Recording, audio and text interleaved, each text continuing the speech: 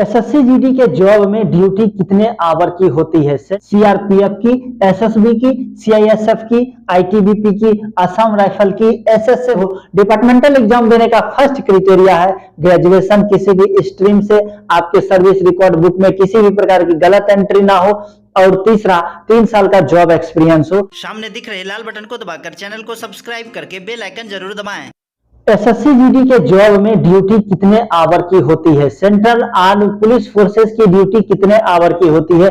अगर हम बात कर लें बीएसएफ की, सीआरपीएफ की, एसएसबी की, सीआईएसएफ की, आईटीबीपी की, असम राइफल की, एसएसएफ की, एनआईए की, और आजकल तो नारकोटिक्स कंट्रोल ब्यूरो को भी इसी में ज्वाइन कर लिया गया है। तो आज के वीडियो में हम जानेंगे कि किसकी ड्यूटी कितने आवर की होगी और हमें कितने आवर की नींद मिलेगी। क्या ड्यूटी के दरमियान हम सिर्फ स्टडी कर सकते हैं? तो ड्यूटी आवर्स को लेकर जो आपके मन में कंफ्यूजन है, उन सारे कंफ्यूजन का आज सॉल्यूशन निकल जाएगा और आपका सारा कंफ्यूजन दूर हो जाएगा। तो चलो वीडियो को जल्दी से शुरू कर लेते हैं। कभी भी मायूस नहीं होना है, घबराना नहीं है कि मैं एसएससी जीडी में एज ए कांस्टेबल ज्वाइन कर रहा हूं। उनसे जाकर उनके दर्द पूछो जिनकी मेरिट नहीं लगी है। और मैं शुरू से वीडियोज में बोलते आया हूं कि कभी भी आपको मायूस नहीं होना है। सिर्फ 3 सालों में आप डिपार्टमेंटल एग्जाम देकर सब इंस्पेक्टर बन सकते हो। डिपार्टमेंटल एग्जाम देने का फर्स्ट क्राइटेरिया है ग्रेजुएशन किसी भी स्ट्रीम से, आपके सर्विस रिकॉर्ड बुक में किसी भी प्रकार की गलत एंट्री ना हो, और तीसरा 3 साल का जॉब एक्सपीरियंस हो।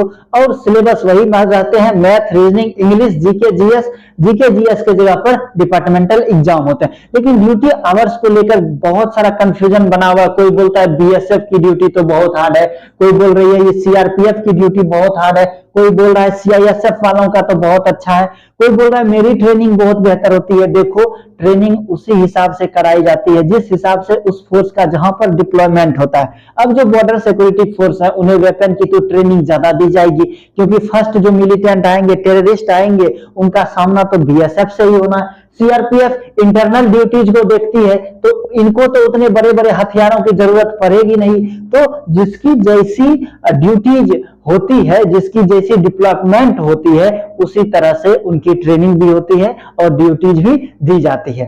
तो चलो ड्यूटी के बारे में बात कर लेते हैं। सबसे पहले हम बात कर लेते हैं बीएसएफ की। देखो, बीएसएफ ऐसे तो विश्व का सबसे बड़ा बॉर्डर सिक्योरिटी फोर्स है। इसमें ड्यूटी आवर ऐसे तो 6 घंटे दिन की है, 6 घंटे रात की है। लेकिन इसमें जो ड्यूटी करने के लिए बंदे जाते हैं वो जोड़ी जोड़ी में जाते हैं। 3 घंटा एक बंदा एक्टिव ड्यूटी करता है और एक बंदा थोड़ा रेस्ट कर लेता है।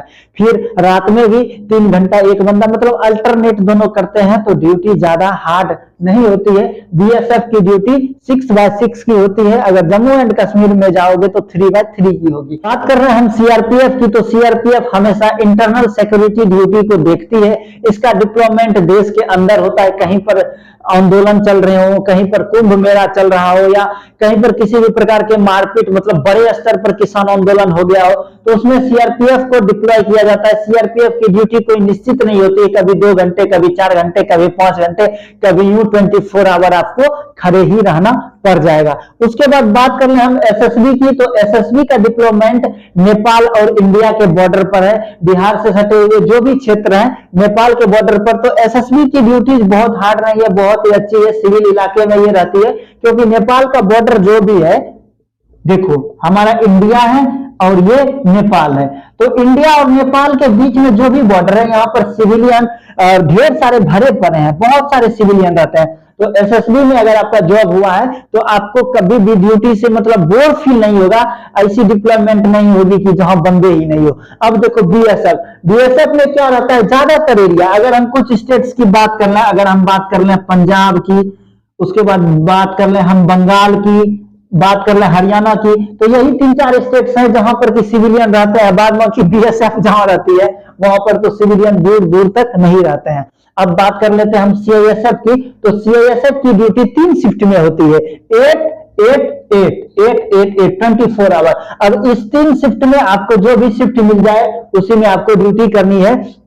बट सीआईएसएफ की ड्यूटी बहुत ही ज्यादा हार्ड होती है, एक्टिव होती है। सीआईएसएफ की ड्यूटी में अगर आप सोच लोगे कि थोड़ा ढीला मट्ठा हो जाए, थोड़ा आराम कर लें, ऐसा नहीं हो पाएगा, क्योंकि सीआईएसएफ में ऑफिसर बार बार आते रहते हैं चेकिंग करने के लिए। और अगर बाय द वे आपकी ड्यूटी एयरपोर्ट या मेट्रो में लग गई, सुनने में तो बहुत अच्छा लगता है ना, लेकिन 8 के 8 घंटे आपको सीना तान कर खड़े रहना होगा। लेकिन देखो, ड्यूटी से डरना नहीं है, मैं आपको डरा नहीं रहा हूं, क्योंकि सरकार अगर आपको 50,000 रुपये महीने देगी तो इसी ड्यूटी के लिए देगी। लेकिन आपके मन में जो कंफ्यूजन है ड्यूटीज को लेकर, उस चीज को मैं दूर कर रहा हूं। अगर मैं बात कर लूं इंडियन तिब्बत पुलिस बल की, तो ये तिब्बत सीमा पर डिप्लॉय रहती है। तिब्बत सीमा पर, क्योंकि आईटीबीपी ज्यादातर बर्फीले इलाके में ही रहती है, क्योंकि आप आईटीबीपी के जो भी फोटोज देखोगे उसमें आप देखोगे कि ये हमेशा बर्फीले इलाके में ही रहेगी। तो आईटीबीपी का थोड़ा ड्यूटी आवर तो स्ट्रगल है, क्योंकि हमेशा ठंड के मौसम में ड्यूटी करना, उतना भारी भारी कपड़े पहनकर करना थोड़ा मुश्किल होता है। लेकिन मुश्किल कुछ भी नहीं है, जस्ट इंट्रो दे रहा हूं मैं आपको हर फोर्स के ड्यूटीज से। अगर हम बात कर लें असम राइफल की, तो असम राइफल ही एक ऐसी फोर्स है सेंट्रल आर्म्ड पुलिस फोर्स में, जिसे आर्मी की टोटल फैसिलिटीज मिलती है, आर्मी की कैंटीन मिलती है। और असम राइफल की एक जो खास बात है, ये हमेशा नॉर्थ ईस्ट में ही रहेगी, या तो असम में रहेगी, अरुणाचल प्रदेश में रहेगी, मेघालय में रहेगी, या फिर उस टाइप के, मतलब इंडिया के जो ये राइट साइड वाले जो आप कॉर्नर देख रहे हो ना, त्रिपुरा, मेघालय, शिलोंग, असम, अरुणाचल प्रदेश, इसी जगह असम राइफल की डिप्लॉयमेंट होती है। तो असम राइफल की ड्यूटी भी बहुत ही अच्छा होती है, क्योंकि इसका जो बंकर रहता है, मतलब लिविंग एरिया और ड्यूटी आवर एरिया दोनों एक साथ ही रहता है। अगर हम बात कर लें एसएसएफ की, तो एसएसएफ के बारे में आप भी जानते हो, ये स्पेशल फोर्स है, जब कोई स्पेशल टास्क दिया जाता है तभी ये आती है। अगर हम बात कर लें एनआईए की, नेशनल इन्वेस्टिगेशन, ये जो एनआईए होती है, इसका भी तभी होता है जब कोई हार्ड केस होता है, या कोई नशे से केस होता है, या कोई वीवीआईपी केस होता है, तो फिर एनआईए की मांग की जाती है। अगर हम बात कर लें कि एनसीबी की, नारकोटिक्स कंट्रोल ब्यूरो, तो आप भी जानते हो एनसीबी, इधर सुशांत सिंह के मर्डर केस में एनसीबी बहुत ही ज्यादा एक्टिव थी, क्योंकि उसमें कुछ ड्रग्स का मामला था। तो एनसीबी नॉर्मल नशीले पदार्थ को देखती है। तो देखो, मेन जो फोर्सेस हैं सीएपीएफ के, जो ड्यूटीज देती है वो है BSF, CRPF, SSB, CISF, ITBP, Assam rifle, SSF. SSF भी नहीं, ये एसएसएफ, एनआईए और एनसीबी, ये तीनों का बिल्कुल ही अलग हो गया। मेन यही हो गया। बीएसएफ 6x6 रहती है, 2-2 जोड़ी में संतरी रहती है, तो 3-3 घंटे ही होती है, ज्यादा चिंता करने की बात नहीं है। सीआरपीएफ इंटरनल सिक्योरिटी ड्यूटी को देखती है, तो सीआरपीएफ की ड्यूटी हल्की टफ होती है। एसएसबी तो नेपाल बॉर्डर पर रहती है, इसे तो फील ही नहीं होता है कि हम फौजी हैं या फिर सिविलियन है। सीआईएसएफ हमेशा इंडस्ट्रियल एरिया में रहेगी, इसको क्वार्टर डिप्लॉयमेंट होते हैं, हमेशा नेटवर्क एरिया में रहती है, तो सीआईएसएफ भी अच्छा ही है। आईटीबीपी हमेशा बर्फीले इलाके में रहती है, ये भी ठीक है। और असम राइफल तो सबसे बेहतरीन है, क्योंकि इसे पूरी इंडियन आर्मी की फैसिलिटीज दी जाती है। तो देखो, अगर आप ज्वाइन कर रहे हो, central armed police force join कर रहे हो, तो ड्यूटी से घबराना नहीं है मेरे भाई। हर बंदे का शरीर ढल जाता है। अभी आप घर में थे ना, घर में आप कितने नींद ले रहे थे? 6, 7, 8, जब से मेरिट लगी 10 घंटे की भी नींद ले रहे होगे। लेकिन यही जब आप ट्रेनिंग करने के लिए जाओगे, तो जब फायरिंग में जाओगे, तो मुश्किल से आपको 2 या 3 घंटे सोने के लिए मिलेंगे। तो ये शरीर है ना भैया, ये शरीर ढल जाता है, इसलिए कोई भी चिंता नहीं करनी है। तो मैं फिलहाल छुट्टी में आया हूं, घर पर आया हूं। अगर आपके कोई पर्सनल क्वेश्चन है तो कमेंट बॉक्स में आके कमेंट करो, मैं आपके हर सवालों का जवाब दूंगा। मिलते हैं आपसे बहुत ही जल्दी अगले वीडियो में, तब तक के लिए जय हिंद, जय भारत।